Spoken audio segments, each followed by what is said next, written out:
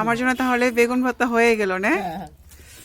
বেগুন ভর্তা হয়ে হ্যালো গেল। সবাইকে, সবাই আশা করি ভালো আছেন। দেখুন বেগুন ভর্তাটা এত টেস্টি হয়েছিল বলে বোঝানো যাবে না।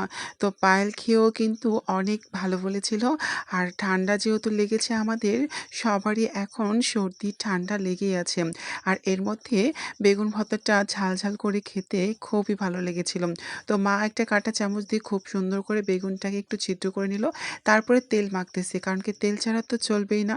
তারপর আমাদের যেহেতু চিকন রড নেই, সেহেতু আমাদের চিনি দিয়ে বেগুনটাকে খুব সুন্দর করে ছিদ্র করে নিল। তারপরে চুলাটা ধরে দিল, কারণ কি চুলাটা একবার রান্না করা হয়েছিল, তারপরে আবার একটু আগুন দিয়ে পাতা দিয়ে তারপর জাল দিয়ে দিতে এদিক দিয়ে কিন্তু আমাদের বেগুনটা পোড়া হয়ে গিয়েছে। দেখুন প্রচুর গরম ছিল। তারপরে মা একটু জলের মধ্যে আবার পোড়া বেগুনটা দিয়ে তারপর একটু ধুয়ে চোখলাটা ছিলে নিচ্ছে। আর এত টেস্টি হয়েছিল, আপনার বাসায় বানিয়ে খেয়ে দেখবেন, খুবই খুবই মজা লাগবে। তারপরে একটা কাঁটা চামচ দিয়ে তারপর সুন্দর করে ছাড়িয়ে নিচ্ছে বেগুন পোড়াটা। আর এত টেস্টি হয়েছিল, আপনারা বাসায় অবশ্যই, আমি কিন্তু অনেকবার বলেছি টেস্টি হয়েছে, কারণ আমার কাছে প্রচুর ভালো লেগেছে। আমি এটাতে ৩ বার ভাত খেয়েছিলাম আর চেটেপুটে। তারপর কিছু শুকনো লঙ্কা ভেজে রেখেছিল, তারপর ধনিয়া পাতা, কাঁচা পেঁয়াজ দিয়ে তারপরে খুব সুন্দর করে মেখে নিচ্ছে। আর এখানে কিন্তু হৈরার তেল মানে সরষের তেল দিতেই হবে।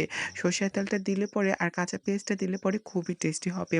আপনার বাসায় অবশ্যই, অবশ্যই বানিয়ে খাবেন। আর হ্যাঁ, এই ভিডিওটা দেখে অবশ্যই আপনার কমেন্টে জানাবেন আগে কখনো খেয়েছেন কিনা, আর এইভাবে ধনিয়া পাতা দিয়ে খেয়েছেন কিনা জানি না।